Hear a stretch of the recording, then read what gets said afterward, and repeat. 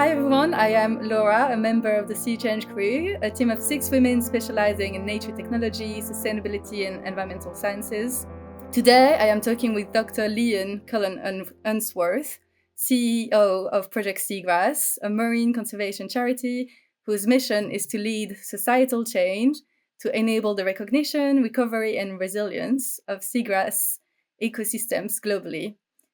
These ecosystems provide biodiversity, equitable and sustainable livelihoods, and planetary life support.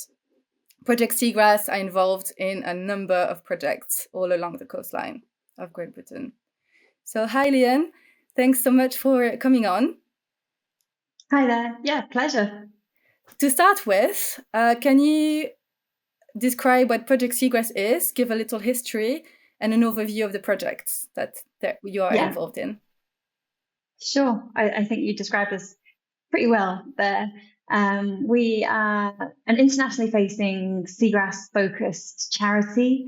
Our mission is essentially to save the world's seagrass. And we do that through 3 pillars of research, community, and action. So all of our programs working with communities and the action that we do on the ground is underpinned by the best available science that we have to hand currently. We were founded as a charity 11 years ago, so we had our 10th birthday last year, which is very exciting for us, and fundamentally came from 4 academics who were working in this space and just recognized a need for broader societal recognition of this habitat and how important it is for people and planet across its range. And seagrass has got a near global range, so it grows on every continent apart from Antarctica, and everywhere it grows, it fulfills some kind of need for planetary support or local well-being. So it is a critical habitat that I personally have been working on for more than 20 years. And back when I started working on seagrasses, there weren't the conversations around this habitat that we're having now. So it's fantastic to see the recent change in interest and recognition for how critical this habitat is. Yeah, I bet after, 11 years of effort to see that it's picking up in the media and I'm guessing new sorts of stakeholders that are looking to partner up. So that must be a great feeling. What kind of projects are you involved in, leading or just being a partner in?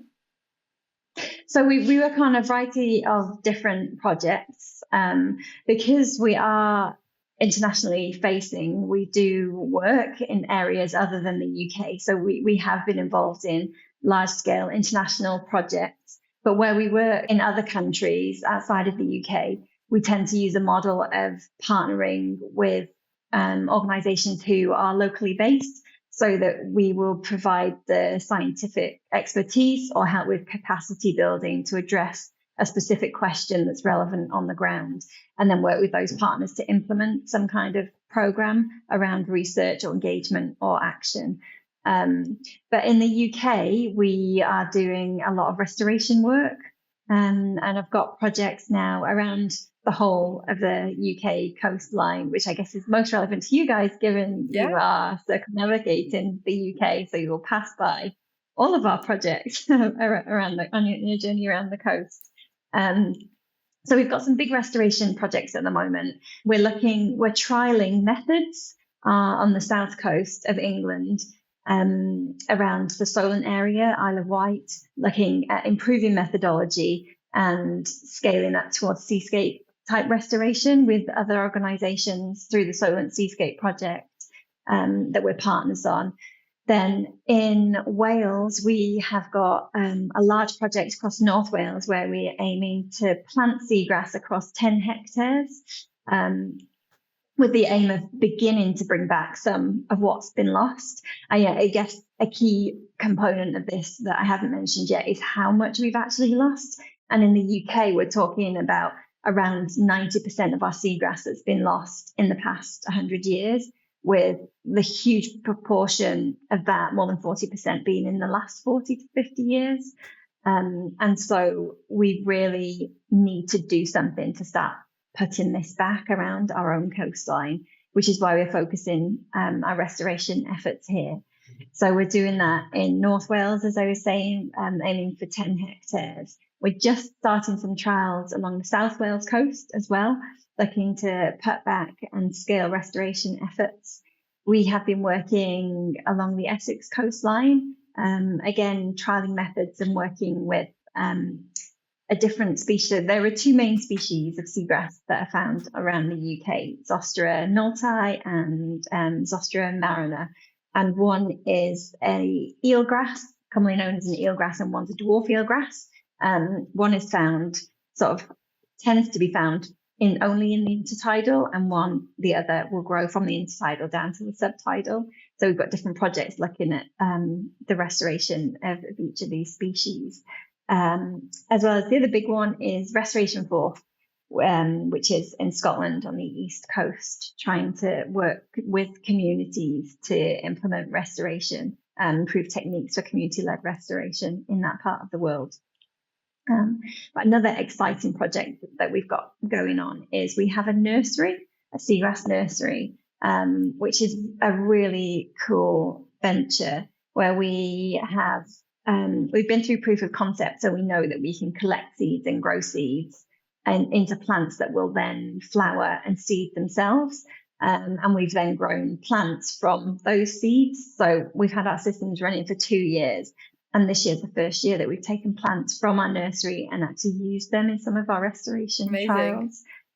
Which is really, really cool. And there's a lot of interesting science going on there as well, because there's still a lot we don't know about seagrass restoration. There's a lot to learn, and we're learning all the time, and improving methods and techniques, for improved germination rates and survival of plants, and ultimately towards the creation of meadows over the longer term. So you're doing research on how to plant, you're doing actual planting, you're doing growing in the nurseries. That all sounds super holistic, and also in terms of geographically, that sounds super cool. You've described the two species of seagrass, but can you describe what the Seagrass Meadow ecosystem is? What does it consist of? Yeah, sure. So the seagrasses that we've got, they're effectively a species of plant, and seagrass is the only truly marine flowering plant that exists globally. So it is the only plant. It's very different to seaweeds, which are an algae, that are more simplistic organisms that are, super important also, but they grow in different areas and in different ways, and function quite differently. But where you've got a number of these plants growing together and expanding, you can get meadows of seagrass that kind of look like a prairie or, a grassy meadow on land. But these are incredible havens for other species. So they are absolutely loaded with fish and invertebrates. They support enormous biodiversity across their range, including in the UK. There are thousands of species of fish and invertebrates that you find in a seagrass meadow that you would not find in a bare sand area. So they provide nursery grounds for fish, and that includes, some of the big offshore fishery species, so cod and whiting, pollock. In fact, the top 5 biggest fisheries all rely on seagrass for part of their life stages as a nursery ground, so they're really critical for those things as well. But they create and engineer a habitat that then holds together the sediment and helps to protect coastlines from erosion and from storms as well. They cycle nutrients, so they can help in terms of water quality to a certain point. I mean, if water quality is bad or too bad, then the seagrass will die. It will be one of the first things to be impacted. So it kind of acts as, they've been termed coastal canaries previously, in reference to, the canaries down the mine thing in the past. But yeah, there's so much they do. There's so much life that they're full of. They do sequester carbon. They're a plant. They are photosynthesizing. They're respiring. They're taking in carbon dioxide and releasing oxygen. They're pretty efficient. They can be pretty efficient at that, but it depends on how healthy and how dense your meadow is and where it's growing. There's a lot still that we don't know in that area. How big and how dense are the meadows that are left in the UK? So we've got some really, really amazing examples of healthy, full of life meadows in the UK. They vary in size from, small patchy meadows, but where we've got some of my favourite meadows in the world are in the UK. Ooh. So in North Wales, there is an absolutely stunning meadow in an area we've been working for a long time called Coastline. It's in North Wales on the Leanne Peninsula. And it's an intertidal to subtidal meadow. So you can see this meadow when the tide goes out, which is great because it means everyone gets to see it, whether you like to be in the water or not. Yeah. And it's just full of fish and pipefish and lots of different invertebrates and crabs. I haven't seen a seahorse in there. However, I do think pipefish are very much underappreciated. That is true. Like the poorer cousin, but I think they're awesome. We see lots of those. But yeah, stories of seahorses around our coastlines, which is it's a nice thing. I mean, they don't depend entirely on seagrass meadows. They can live without, but they are found in seagrass meadows around the UK coastline. And I've had, I was running with the team and our partners some drop-in sessions around the project in North Wales, and we had a really lovely moment where a lady came in who was saying that she really wanted to support the project and be part of it. She wants to bring back seagrass because she remembers as a child snorkeling in a seagrass meadow in North Wales and seeing seahorses, and she really wanted that experience to be available to her grandchildren and future generations. So, it's nice to hear those things, and it's great to have those kind of key cultural species, that will really pique people's interest. But I think baby cod are pretty cool too. It's great that we still have that kind of memory, or because there's such a thing called that as baseline shift. I think that's what it's called, where yes, every generation just considers a new baseline with what they grew up with. So you forget how abundant marine life used to be. Yeah. So it's really important to have those interactions with all the generations and records like that. Absolutely. Those oral histories are so helpful because it makes it real for people. Yeah. And you're absolutely right. There are massively shifted baselines of where we are and where we should be. People are used to seeing their sand where, there should have been and would have been dense seagrass, or, another coastal habitat that's been lost, oyster beds and mussel beds, salt marshes have decreased enormously. There's a lot to do to put back. Do seagrass kind of are more frequent in one part of the UK than other, like the south of the UK versus Scotland? No, they're not. They have been impacted differently in different areas of the UK. And another incredible area of seagrass is the Orkney Islands. In that's Scotland. Pretty far north, Pretty far north, and they are incredible. But then, we see amazing beds also around the Isle of Wight, which is obviously quite far south. I think you get them, they wouldn't naturally grow everywhere, but where you've got shallow, sheltered bays and estuaries, those are the areas that they really should be, and that's where we need to focus our efforts to put that. So you're kind of trying to locate those areas that would be suitable for seagrass, sheltered, shallow, intertidal, and that's where you focus your replanting efforts. Yeah, that's right. So we use it's an extended process to get to the point of the actual restoration projects. So we usually start with some modelling, habitat suitability modelling, using the best data that we've got available.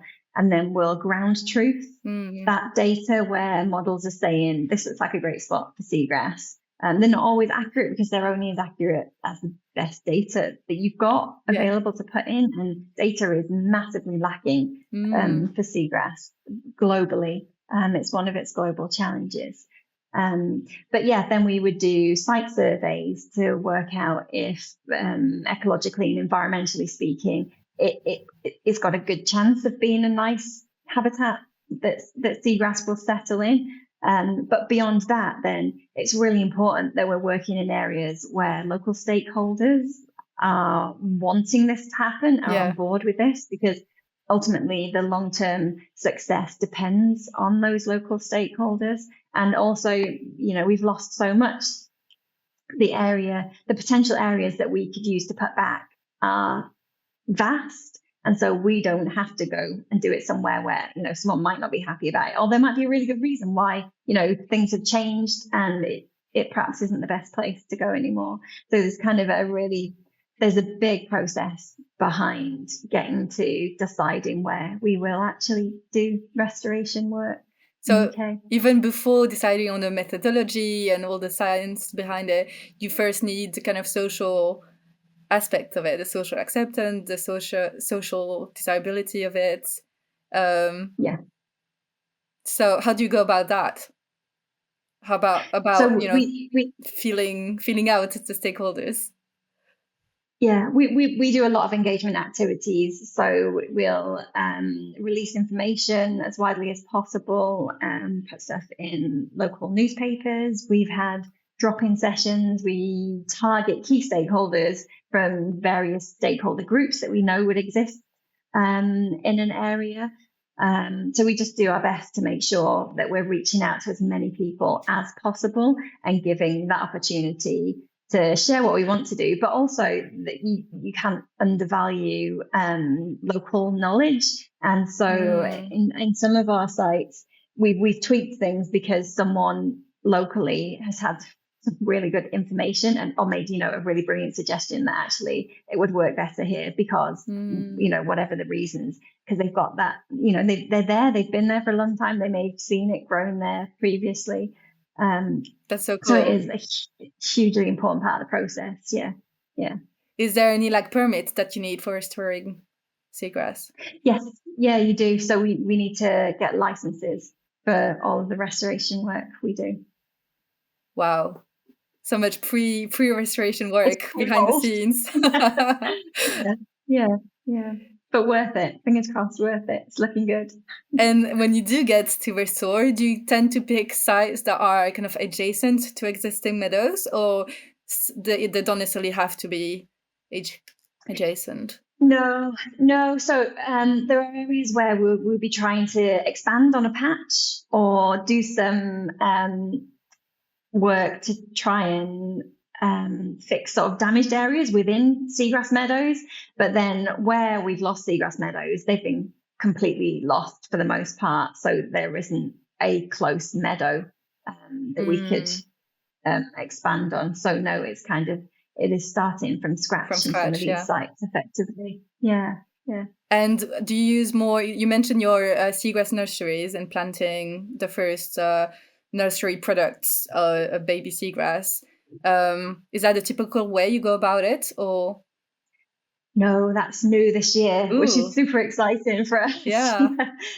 So we usually harvest wild seed, process the seeds and store them for a little while because there's a really small window of time when the seeds are ready for picking from wild stocks.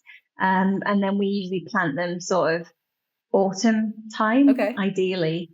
But yeah, the idea of a combination of seeds and plants is probably a really solid way forward. From existing science and existing research that's gone on tells us that planting a mixture of seeds and plants and at scale will give you the best chance of creating a new meadow or, bringing back a meadow that's been completely lost. But yeah, and it also, our licenses are very specific. So we need to be clear about what we actually want to do and how we want to do it.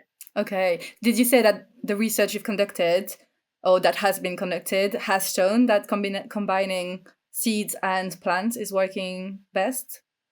Is that? Yeah, it has shown in some sites. I mean, the methods you use are really site specific as well. And so wherever we go somewhere new, we'll do trials, very small scale trials to see what gets the best germination. So what method is going to give us the best chance of those seeds becoming healthy plants that over an extended period of time will become a meadow, because it's not a short-term process. Like you don't plant a meadow. You plant seeds or you plant very small plants that you then have to go and reinforce annually. So we need to continue to monitor, and we might need to put more seeds in and more plants in. And it's only after sort of 5 to 7 years that you can say whether with any kind of confidence you have created now a meadow that will self-sustain and grow and expand naturally, as long as it's given, the right water quality parameters, it's got enough light, it's got all the things that it needs to grow. So it takes 5 to 7 years to kind of settle, but how long does it take to grow from seed? In the wild, let's say. Seed. Yeah. So a plant from a seed, you can get a plant in a year. Yeah. Okay. And then the next year, maybe that plant flowers and creates seeds. But that doesn't give you a meadow. That's just one plant. Yeah. So to actually have a meadow put back, it is that extended time period. What's the typical survival from year to year? It really varies massively, depending on sites. And at the moment, the germination rates that we get from seeds is relatively low compared to what you would get in a terrestrial environment. So, we're super excited if we get sort of 10% germination. Whereas I think if you're planting a forest on land, you're pretty disappointed if you get less than 80%. Yeah. Okay. So there are lots of challenges to overcome, and we're getting really good at this. But we need this science to continue to develop. We need to know what seed treatment gives you the best chance of, or increased germination rates. And it's from that point of the seed being collected, how it's treated, how it's processed, what you do before you put it back in, all the way through to then how do you look after that, what sort of reinforcement is needed, what sort of water quality parameters are needed. There's a lot for us still to learn to try and potentially manipulate the growth of plants in a nursery setting that could then support wild stocks or the restoration of seagrass meadows back in the wild. That sounds like a lot. Yeah, that sounds like a lot of experimental treatments. Yeah, there's a lot to do, and we're learning fast. But other people are working on this now, which is really, really exciting. And what we're doing is working. So it's great to see. So we planted out over a 2-hectare area in West Wales in a place called Dale Bay.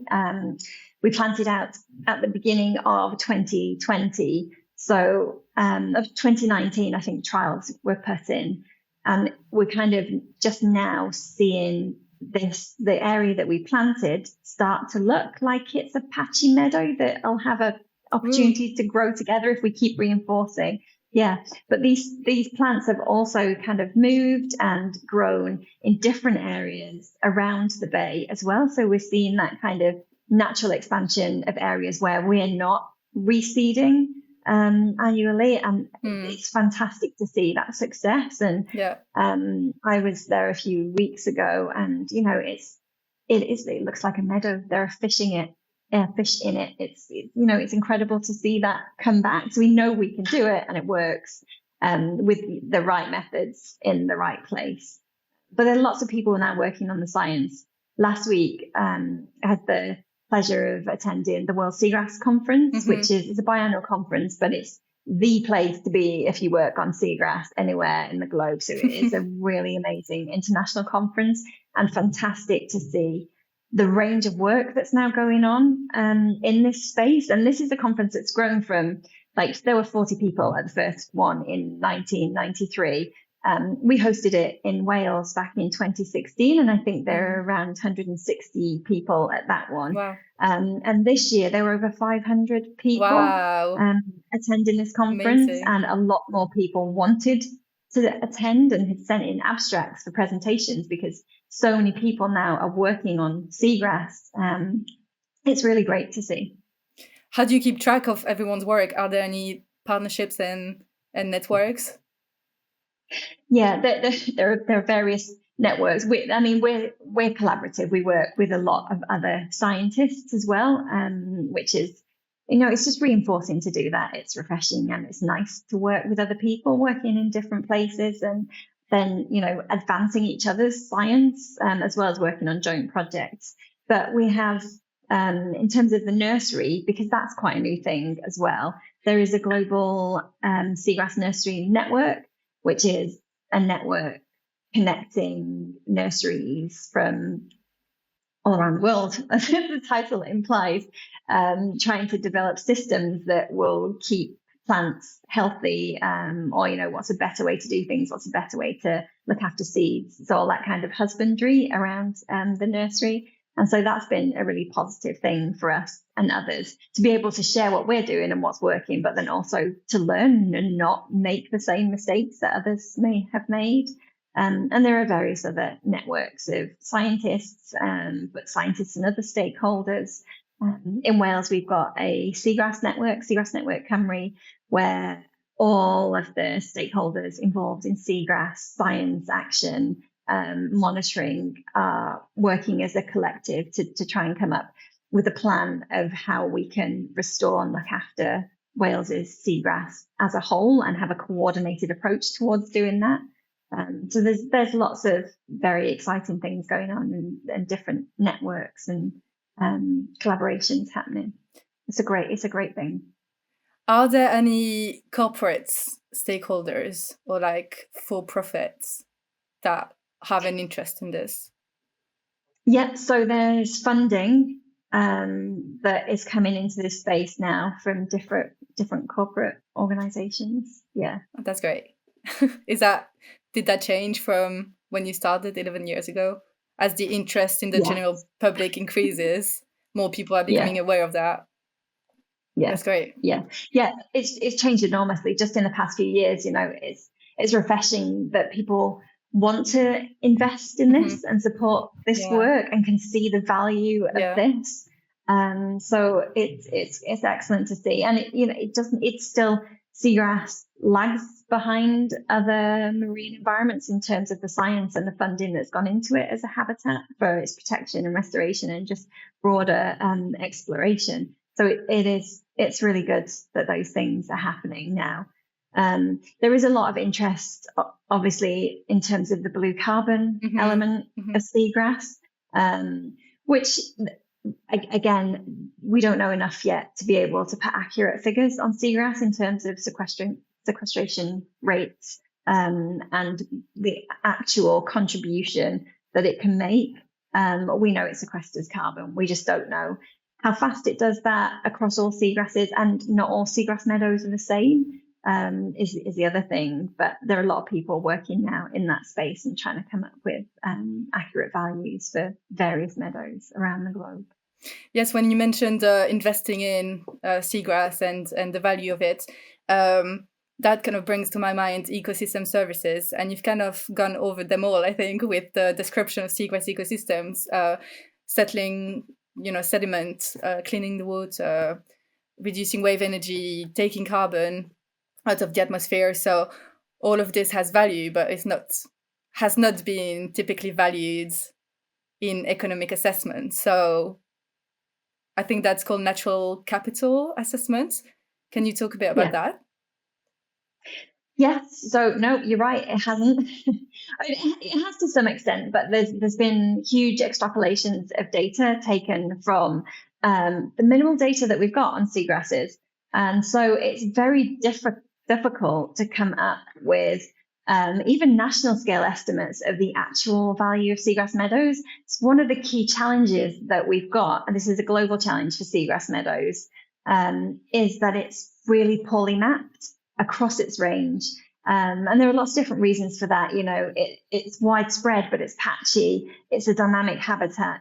You get annuals as well as perennials. It's really, really difficult to keep track of, but for any of these sorts of inventories, and particularly when there's so much focus now on natural capital and ideas around credit systems for carbon or biodiversity or stacked ecosystem services, we really need to know where seagrass is. Like, we need to know the extent so that we can put more accurate figures on that. There are lots of people internationally working on this and trying to come up with algorithms that could pick out seagrass from satellite imagery, but it's super challenging because in some areas, particularly around the UK coastline, you've got massive tides to deal with. Yeah. You've got turbidity, the water isn't perfectly clear. There is lots of macroalgal growth. So, and often that will cover the seagrass, but then also how do you separate the different greens in the sea, seagrass from other types of algae. So people are working on it, and that's great. And it would be wonderful if someone can come up with a way to actually differentiate and identify seagrass from those sort of, much bigger scale images, I guess. Ongoing efforts. Switching gear, I want to talk a bit about your background and how you progressed in your career and your extracurricular activities, all leading you to Project Seagrass. Okay. Yeah. That's a big one. So I think, I don't know, I've always had a passion for the sea. It wasn't always seagrass, but my heart has always been by the sea. Like, as a kid, that's where I wanted to be. And I was really lucky because my family had a caravan. I grew up in Manchester. So, far from the sea suburban area, quite far from the sea, it's not daily accessible. But my family and my grandparents had a caravan on Anglesey in North Wales. And so we had the opportunity to be there on weekends and school holidays. And that was always just where I wanted to be. And my family wanted to be as well. But I think generally a love of nature also comes from my dad. He's definitely a tree hugger. And I've inherited that, and that need to be next to and near and connected with and immersed in forests and rivers, and particularly the sea. So I'd always wanted, as long as I can remember, to be a marine biologist. And then so I kind of went down the normal pathways. I chose the right A-levels that would get me onto marine biology course, because that was what I wanted to do from when I could identify it, from when I was about 10. Wow. And marine biology was always, that was what I wanted to do. So I did that, but then it was only really, I did a master's after my degree, and it was marine environmental protection. And it was kind of through doing that master's that I realized that what I'm interested in is conservation of these environments, but conservation that is underpinned by science and solid evidence, and being able to act knowing that you're doing the best thing, or the right thing for the environment. But also through that in terms of conservation, people are an enormous part of that. You can't manage anything without including people. That they're part of the ecosystem. We are part of the ecosystem. We are part of nature. And that is a critical thing. And so then that kind of led me to a PhD that was looking at marine resource use patterns. And I was looking at marine resource use in the Wakatobi Marine National Park in Indonesia. And I was assuming at the start of that people would be very much utilizing and dependent on coral reefs and mangroves. And seagrass didn't really occur to me as being important back then. This was like early 2000s. But through that research, it became really apparent to me that people were absolutely critically dependent on seagrass meadows. Some people for a source of livelihoods or a source of protein. Like, some people needed a seagrass meadow to access protein to meet their daily needs. So this is a habitat that it's accessible at low tide. Anyone can go out there and collect fish and invertebrates for food or to sell to gain some income to be able to buy the other things that you need. And people that have got no access to boats or other equipment could go and collect things by hand in this habitat. But also it was really clear that there was this deep cultural connection with this habitat as well. Like people really cared about it and needed it, and were in some way connected to it. And that's the case pretty much everywhere seagrass grows. There is some level of dependence, whether it's known or not, thinking about the UK and the link to our offshore fisheries, but there are still people in the UK with a long-standing cultural connection to a seagrass meadow. Their families have always gone and shrimp netted in the seagrass meadow, or snorkeled there. Yeah, I mean that lady who came to you and who told you, I remember, that's clear, like a strong cultural baggage. If she, she remembers it, she tells people about it. So absolutely. And so I fell into being interested in seagrass accidentally. It wasn't something that I targeted, but just realized how important it is. And given the suite of other ecosystem services that it does deliver, it was kind of mind blowing that there were only really a few researchers looking at it back when I was doing my PhD, and it wasn't included in any management plans. It wasn't considered at all. And so I guess that was where my interest came from. And then Project Seagrass came from that place of us as scientists recognizing that this was a habitat that was being largely ignored. It's been referred to in the literature as the ugly duckling of the marine conservation world, because it's not as cute as or sexy as a coral reef or whatever. But actually, it's incredible and it's beautiful. And Project Seagrass was born really to help with the awareness raising around that, and to do more with our science to conserve, protect, and start to bring back this habitat.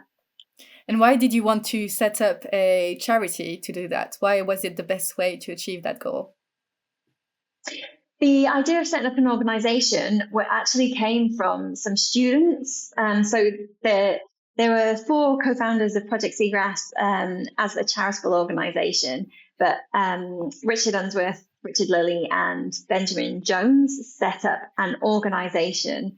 They were Rich and Ben were students of Richard Unsworth at the time, and had gotten involved in our research programs, and really came to Rich to say, is there more that we can do with our science? And I think we need to popularize it, or be able to communicate beyond communicating with other scientists, and do more in the general public arena to raise awareness, because there was no real interest. Seagrass was being destroyed. No one was really caring.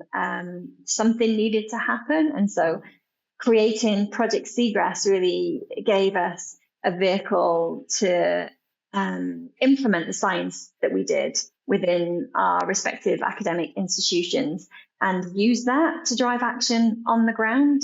And so it made sense to do that. It made sense to create then a charity that could attract funding and support from volunteers, to get involved with the work that we do, because we work quite heavily with volunteers, and they've certainly been needed to support the restoration work that we've done so far around the UK. I think there were lots of reasons to do it.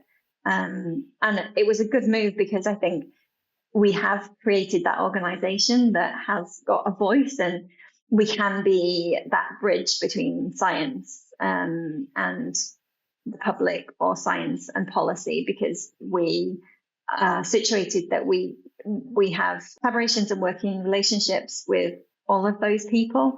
And that's really important to us to be able to do that and be part of that coordinating role, as well as doing our own science that, to feed into the action that we need. And how has it grown since 11 years ago? It has grown exponentially. I would say. So it went from, I mean, the past 3 years, really, it's grown exponentially. I think our voice was strong before because it was founded on solid science, and we had great networks of people that we were working with internationally and projects that we were working on. But for a long time, it really was the 4 charity co-founders that were plugging away at this whilst doing full-time jobs elsewhere.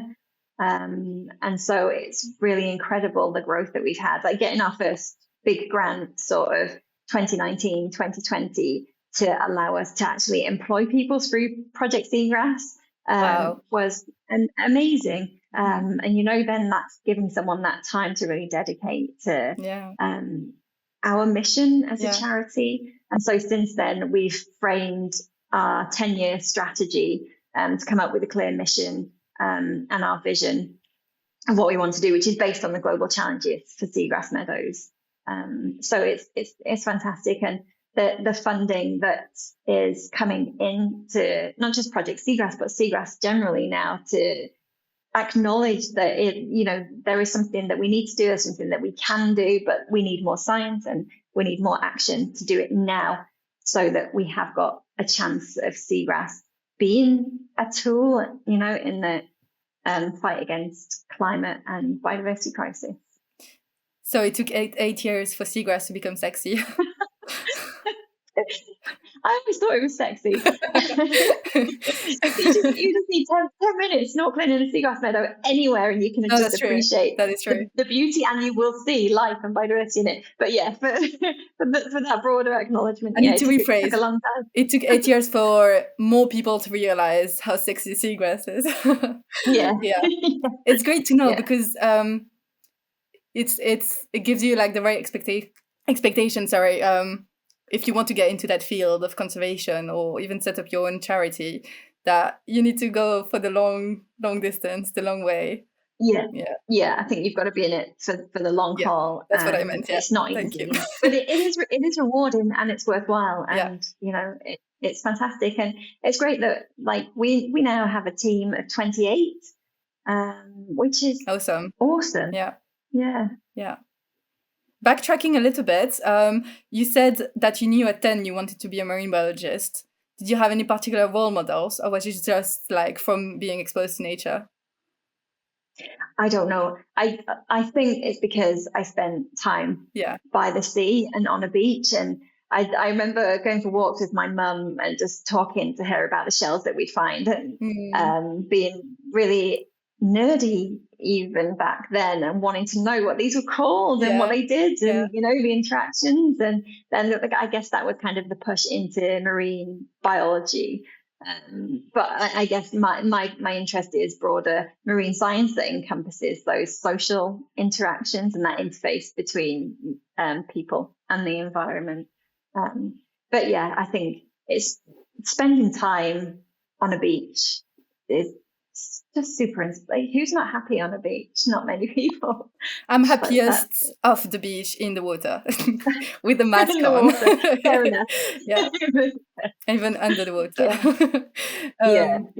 But totally, being exposed to it and seeing it. There's no denying the beauty of it and the art of it. And it does.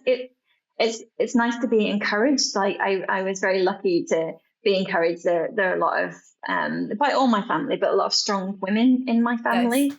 And I was always taught that I could do whatever I want if I just put the effort into that. You can work towards it, and when you're 10, really you can. If you're given those chances, then you really can do anything you want to do. And this is something that I see in my own children now, in terms of it's such a struggle I see with all of the screens and just the digital presence in our lives right now. But my children are happiest by a river or in a forest or on the beach. It's just it's a switch, and it's just a joyous thing. And I think the more people get to spend time in nature, the more people will care about it and want to do more. But I think the next generation, there is already much more awareness of the damage that's being done, and anxiety around that as well, which is pretty scary. So hopefully we can do stuff now that will leave at least some sort of legacy for them to pick up and continue to fix. It's great that you could pass it on to your kids. And also, yesterday I interviewed 2 kids from Ullapool Sea Savers, which are a kids-led marine conservation group in northwestern Scotland. And they were amazing. And it's just great that like kids are taking, matters into their own hands and just going for it and expressing themselves. So it's incredible, and it's so powerful. We ran a petition with WWF Cymru last year to basically nudge Welsh Government to define a commitment to seagrass and salt marsh, because they said that they were going to make a commitment under the current government framework. And we're yet to hear what that was. And then we had a school that we worked quite closely with from North Wales actually come down to hand that petition in at the Senate. And they did a rap and then a performance around seagrass, all seagrass inspired, on the steps of the Senate. And it was fantastic and, super empowering for them, but amazing to have members of the Senate come out and listen to them and for them to personally hand over the petition and, be clear that their voice does matter. And it's great to see that it is being listened to. Yeah. You mentioned earlier working with volunteers for the restoration efforts. How can people get involved if they hear this and want to be a volunteer? So, there's lots of opportunities through Project Seagrass, and we have a Facebook page, Facebook volunteers page, and a volunteer coordinator that sort of outlines the opportunities that come up through the year to come and work with us. We've had a lot of support from volunteers to collect seeds for the restoration work that we do, because it's a very short window of time that we can collect seeds. They're very seasonal and they are ready and floating to pick only for sort of maybe a 3 or 4 week window in the year. And so efforts have to be really concentrated at that time to collect enough seeds to do the planting then for the next year until they can again. We've also had volunteers help us with the actual planting activity, or one of the methods we use is little Hessian bags filled with sand and seeds that are then planted out in the Seagrass Meadow, or making clay balls, seed balls, which is similar to the seed balls, the seed bombs kind of thing that are used in the terrestrial environment. And so there's lots of sort of practical opportunities like that. But then also we've got an app called Seagrass Spotter. And I was mentioning earlier about the mapping of seagrass, or the lack of mapping rather, being a real problem for seagrass. But with this app, someone can go out and take a photograph and let us know where some seagrass is or where it isn't, because it's helpful to know where it's not growing as well, so we can record absence data. And that is really helpful with lots of ground truthing, to create a map of Seagrass Spotter points, but then also to help ground truth the satellite images that I was talking about earlier as well. So that's a really cool thing, and it's genuinely helpful for us to have those points. And it's global, so people can pick it up and use it anywhere in the world. It's available in 9 different languages at the moment. So it's fantastic that we can add additional languages, because then that really does make it an international global resource. But that's a really helpful thing that people can do anytime. That sounds like a great thing that the scuba diving and snorkeling community could pick up on. Yeah, absolutely. Yeah. Or, other water users, kayakers, and anyone that's at that. Sorry, I'm biased. Coastal yes, of course. Space. Other sea users as well. Yes, I was diving Swanage Pier the other day, and there was a little bit of seagrass, strands of seagrass. But now that I know about Seagrass Spotter, I can add those observations in the app. That would be amazing. Yeah. And you're perfectly placed if you've got a good underwater camera, take some photos. So we really appreciate some uploads. Cool. And a final question. What is your vision for Seagrass Meadows and the marine environment in general, given how you've witnessed over your 20 years of experience, how it has evolved and the public mindset, how it has evolved technologically, scientifically? Like, what's the next 10 years like? I mean, ultimately, the vision is to secure a future for Seagrass Meadows. Like, I want to see a connected, sustainable marine environment where Seagrass Meadows are healthy and thriving alongside other critical coastal habitats. Seagrass is our expertise. It's my personal expertise and interest, but you can't have a healthy seascape without that connectivity to other habitats there. And also along those lines, I'd really like to see more connected thinking that takes catchment scale approaches to coastal water management, because everything that happens up the catchment that runs into some kind of water body or runs off into the coast is going to impact that coastal fringe, and that's a massive impact for Seagrass Meadows. So it'd be great to see more of a coordinated approach and, restored riparian vegetation, those sorts of things as a healthy land to seascape. It's great to see technology advancing.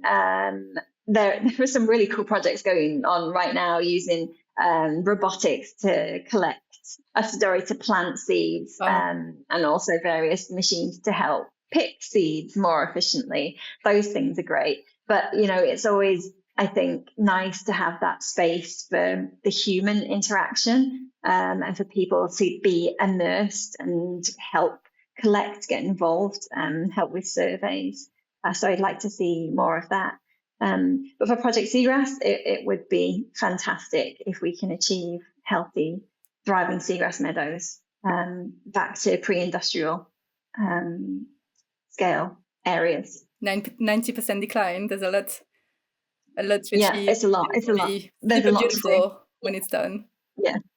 Yeah. And we've got to be ambitious. I don't think we should aim for minimum targets. Like, there is tech advancing all the time. Our methods are advancing all the time. I don't see any reason why, given the right conditions and the right frameworks, we can't do that. Definitely, yeah. Thank you so much, Leanne. That was super amazing, super informative. I learned so much. Where can people follow your work and Project Seagrass's work? So we have a website, Project Seagrass website. Seagrass Spotter has got a website where you can go and download the app. This projectseagrass.org and seagrassspotter.org. We have a Facebook page, we have Instagram, we're still on Twitter, all of the social media channels I think we cover. So yeah, people can just follow our work. We've got a volunteer page as well. I think I mentioned that on Facebook, where people can sign up and find out what's going on in terms of volunteering opportunities to potentially get involved with. Amazing. Thank you so much, Leanne. Total pleasure. It's really lovely to speak to you. And yeah, congratulations on your efforts. I think I hope it's all going well, but it's super inspiring what you guys are doing with your circumnavigation and contribution to data. Very cool. Thank you. Good luck with the rest of it. Thanks.